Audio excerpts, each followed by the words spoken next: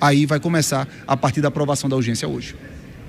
Bruno, só peço licença, eu vou fazer mais uma pergunta, deputado, que é uma questão que nós tratávamos há pouco. Eu quero aproveitar que o senhor é do União Brasil, porque havia entre os nossos comentaristas a dúvida sobre, uma vez aprovada a matéria na Câmara dos Deputados, iniciaríamos, a observação de um novo desafio por parte da oposição, aprovar no Senado Federal.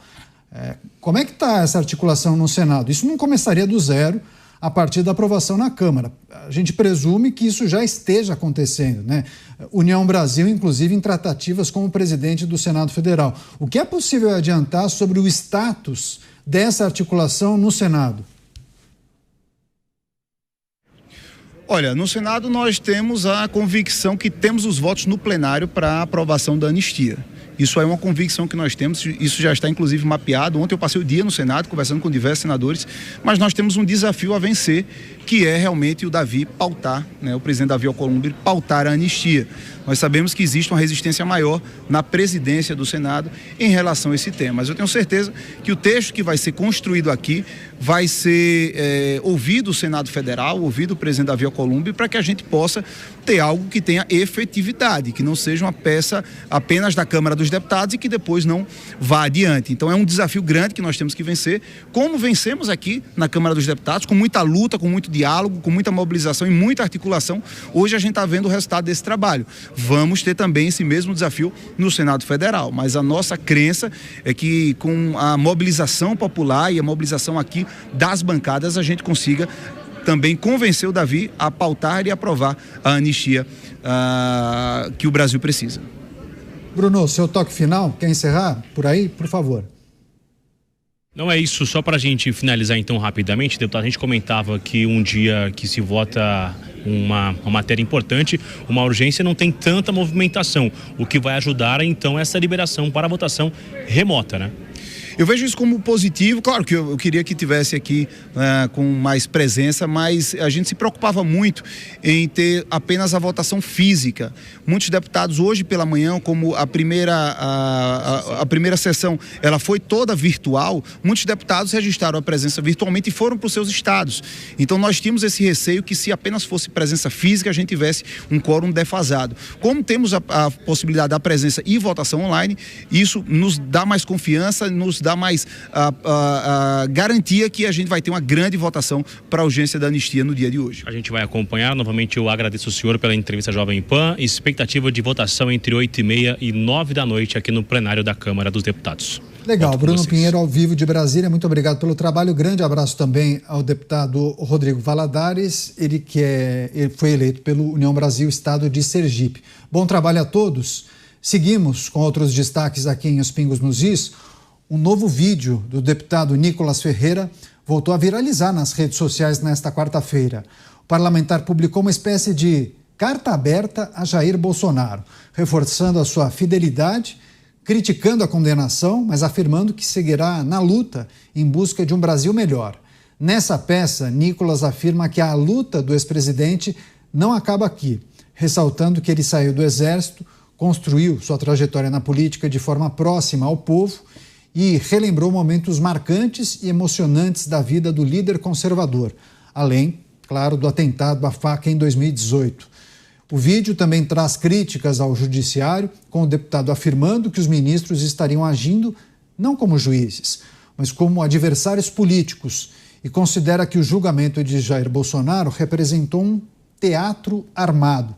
Chamar os nossos comentaristas, começar com o Roberto Mota, esse vídeo publicado nas redes sociais, a carta aberta de Nicolas Ferreira a Jair Bolsonaro. Ele diz que essa história ainda não acabou, Mota. E ele está correto. O deputado Nicolas é um fenômeno de comunicação e o que ele diz é o que muitos observadores da cena política dizem. Parece clara a determinação de retirar Jair Bolsonaro da vida pública. E muitos analistas dizem que essa ideia vai mais além. O plano é extirpar o bolsonarismo, abre aspas, fecha aspas, da política brasileira. E aí o meu amigo André Marsiglia publicou na semana passada um artigo que é muito útil para a gente entender o que acontece no Brasil. O André chama atenção para a existência de uma elite, abre aspas, de direita, fecha aspas, que tem um nojo estético da direita popular, né, que eles classificam como bolsonarista ou evangélica. O André Marsiglia diz que essa elite, abre aspas, de direita, fecha aspas, vive nos editoriais dos grandes jornais de São Paulo, nas colunas dos economistas da Faria Lima e nas universidades. É uma elite que tem um discurso sofisticado, um discurso asséptico. É um pessoal que se diz de direita, mas jamais quer ser confundido com o povo bolsonarista. Que horror, né? Para essa elite, diz o André, o povo é útil para a cada 2 anos, vai lá nas urnas, vota, depois some. Não cabe ao povo se envolver nas decisões. Para essa elite, é irrelevante se a situação de Jair Bolsonaro encontra ou não amparo no devido processo legal, no Estado de Direito, porque para essas pessoas que se acham editores do Brasil, o importante é virar a página, passar para o capítulo seguinte. Mas o risco desse tipo de pensamento é justamente o risco do Brasil ainda ficar muitas décadas parado exatamente nesse ponto da história. Comentário do Dávila e do Cristiano Beraldo depois do break comercial em 1 minuto e 20. Eu conto com você, até já.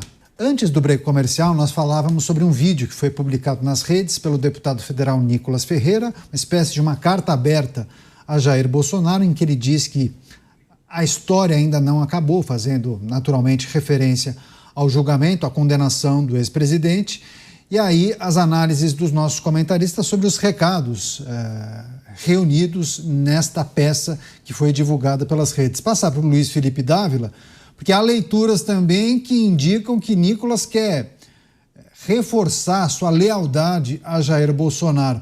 Talvez um movimento cresça de pessoas que larguem, né, Jair Bolsonaro. Talvez ele não seja mais tão interessante nesse momento, eu vou pegar um outro caminho, né? Muitos na política trabalham dessa forma, mas Nicolas quer reforçar a lealdade àquele que sempre o apoiou, Jair Bolsonaro. Dávila. Caniato, a maioria dos movimentos políticos que ocorrem, falas pessoais, votos de lealdade, tem tudo a ver com as eleições do próximo ano. De fato, hoje, todas as ações, emendas aprovadas, votos proferidos no Congresso, votos de lealdade, têm a ver com 2026. Todos aqueles que passarão pelo pleito começam a fazer as contas, os ajustes. É o pragmatismo eleitoral ditando as ações políticas nesta pré-temporada eleitoral que já começou. E a questão de qual será o papel central do ex-presidente Jair Bolsonaro, ela é fundamental.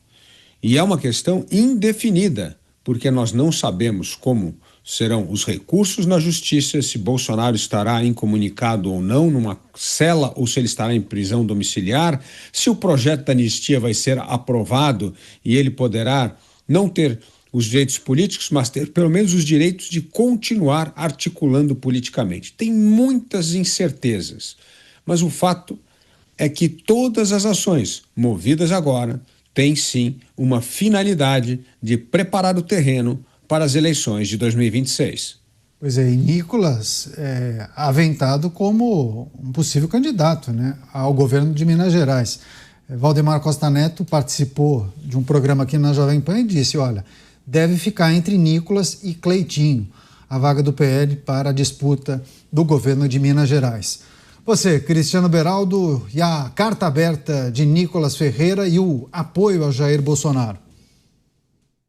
Olha, Caniato, eu acho que há, além desse reconhecimento de que o Jair Bolsonaro é uma figura que continua sendo importante para a carreira política de Nicolas Ferreira, me parece que há também uma questão interna com a família Bolsonaro.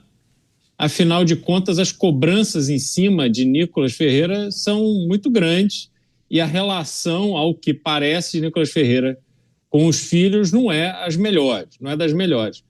E nesse momento em que a situação está tensa, Jair Bolsonaro condenado a 27 anos de prisão, com chance de cumprir essa pena no presídio da Papuda, que obviamente torna mais difícil os acessos, enfim, a comunicação e mesmo a liderança dele, porque o ex-presidente tem demonstrado que esse processo do julgamento e agora, culminando com essa condenação, tem cobrado dele um preço alto do ponto de vista de saúde.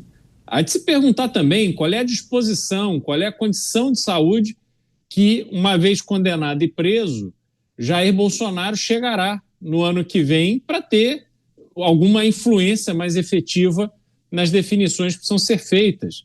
O quanto das articulações políticas ficarão a cargo dos seus filhos. E aí, essas rugas, essas insatisfações com determinadas figuras que orbitam ali o Jair Bolsonaro, talvez isso se torne mais efetivo. Então, tudo isso está em jogo. E essa manifestação de Nicolas Ferreira me parece ter muito mais a ver com a posição dele para as eleições do ano que vem do que efetivamente um gesto de pura generosidade com Jair Bolsonaro.